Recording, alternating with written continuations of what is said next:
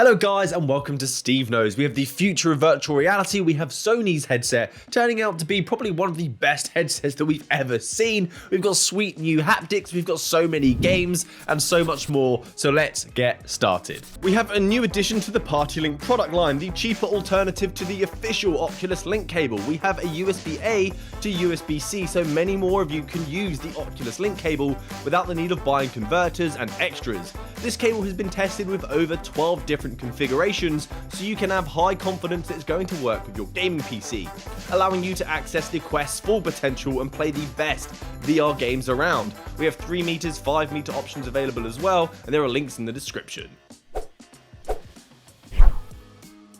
So this one has taken virtual reality to a whole new level with some technology that looks like it's come straight out of a sci-fi movie, and I want one so badly. These are called 8360's Omnidirectional Spheres, and it's supposed to take your VR experience to another level of deep immersion, so you can experience the movement in any direction, omnidirectional. You'll get to feel the momentum, the acceleration, a sharp left, you'll be flown to the right. This will especially be great for flying titles like Elite Dangerous and N-Space. So the ball itself is called Nova, and inside that ball you have a state-of-the-art virtual reality kit like no other, and it works by the ball rotating with 3 rotary bases that will spin the ball in any direction that the game requires. This really doesn't look like something you'd be able to buy for the home, although if I could, I would, and it's likely to be in virtual reality arcades or as an attraction at a park. It already supports titles such as iRacing, Project Cars, and X-Plane, and it can also emulate acceleration. So if I'm flying or if I'm in a car and I'm accelerating full throttle, what the ball will do, it will lean back and emulate the experience of acceleration, pushing you back into your chair, but to you in the headset, you're still looking forward, accelerating as fast as you possibly can, and that sounds awesome. And if you're looking at getting one of these for enterprise, because they're being sold to enterprise for $150,000 a year, and that includes support, upgrade, and things like that. So it seems like I probably won't be getting one. We have another hand tracking game for the Oculus Quest. So in the last news video, I spoke about the first official Oculus Quest hand tracking title, The Curious Tale of Stolen Pets. A perfect title for hand tracking as it's a puzzler, it's not incredibly fast paced, so the tracking can handle it. And this will be coming soon with an update. And now it seems Waltz of the Wizard, a title from Alden Dynamics, is also going to be implementing hand tracking into the official Quest store game, but in a very different way than we saw with Stolen Pets. They're trying to make traversal possible in large spaces to make it more comfortable for people in virtual reality, and I'm not sure if they're going to be implementing interactions with hand tracking, although we did see videos of them experimenting that a while ago. I'm pretty sure they will. Why would they be implementing traversal with hand tracking and not interactions in the next update? It makes sense. So the way this traversal works of hand tracking is you have this hand gesture that's upside down, you point, and you'll see an arch where you want to teleport to or use mode locomotion to, and then you do a pinch, and then you would move to that spot. I can see this already being the standard of traversal if you're using hand tracking, because we've seen some other methods where you kind of walk with your fingers, and it just doesn't seem that immersive, but this seems very intuitive, very simple.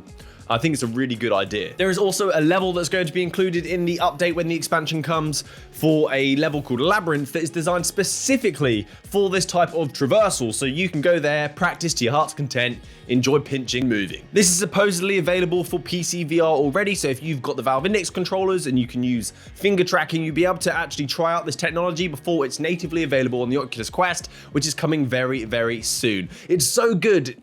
Within a year later of the Quest being released, we're finally seeing all these hand tracking games coming. Although they're not crazy and lavish, it's a starting point.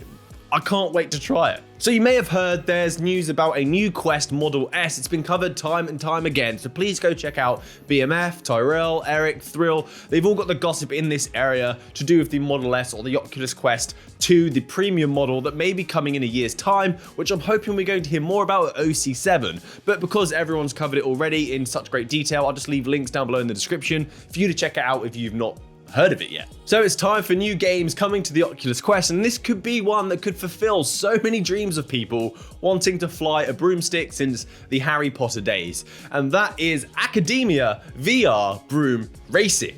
I'm going to call it AVBRA for short when I reference the game from now on. So AVBRA is an anime-style game that is a timed exclusive for the Oculus Quest that should be coming at the end of 2020 and then going to the other platforms in 2021. So this game is based off an actual anime, which is available now to watch on Netflix. So if you're a fan of this series, you must be getting pretty excited right now. But something I really like about this title is the director, the story director, who directed Link's Awakening, Junichi Yamamoto. I'm sorry if I said that wrong. He's working on the game's story, and that's just such a big name for a title like this. I'm really impressed with that. It's kind of got me pumped. So you'll be flying your broomsticks through 10 different tracks, going through these rings, and you can take this experience online if you want, take on the world to be the best broom rider. But if that doesn't suit you, you can go the single campaign route and just fly by yourself. I do not recommend you playing this by the looks of it if you're really prone to motion sickness. It looks very fast paced and sick inducing. So perhaps get your VR legs first before trying this one. We have another game now, a rhythm title called Audio Trip, which thankfully isn't just another repeat of the same game. It does have its own style that promotes dancing rather than just simply hitting the blocks. It's really much like Synth Riders, except you have a dancer on screen, a choreographer that you should replicate the movements of whilst hitting the markers, and this will make it more of a workout, more intense, and also help perfect your dance moves to get a better score. This title also has many popular songs that most games don't really include. So things like Lady Gaga, Skrillex, Deadmau5, songs that you may be more familiar with. The game also has a custom map editor, so once you have completed and mastered all the other tracks, you can start creating your own and then increase the library you have available, which is always a plus in rhythm-based games. So I can't wait to try this one out, and it's out right now, guys. Another game coming soon from Binary Mill, or The Binary Mill, sorry, the people that brought us the beloved title Gun Club. They are bringing us a very interesting style of racing game onto the Oculus Quest and PCVR for the 14th of May, that's next week.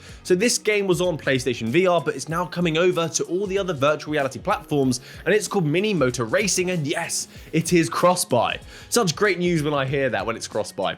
Love it. So this racing game gives me flashbacks way back when I was playing on my Sega Mega Drive, the Sega Genesis, on a game called Micro Machines. Because this game can give you the first-person view if you want to be within the thick of all the action whilst you're racing, get really immersed, or you can take the top-down view, the godlike view of racing, and get a more strategic view. And perhaps you can look around and make better decisions that could probably help you win the race. The game has an online mode, of course, so you can race against people all over the world. It also has a single-player mode if you don't want to go battling it out. There's also a cooperative experience where you and a friend can team up and play something called Bumper Ball, where you are in cars and you have to hit a ball into a goal. Just a nice bit of fun, a bit like Rocket League.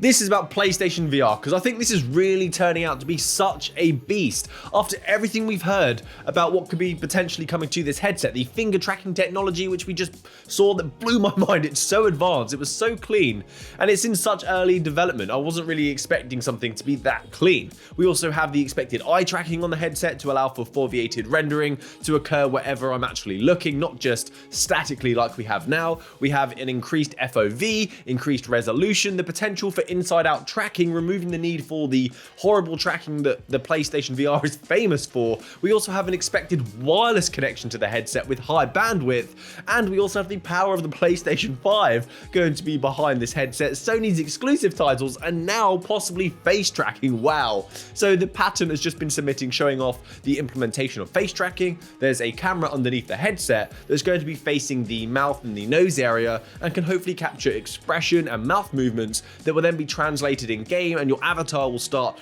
pulling those faces or start moving its mouth when you are talking, allowing for some proper creepy social features.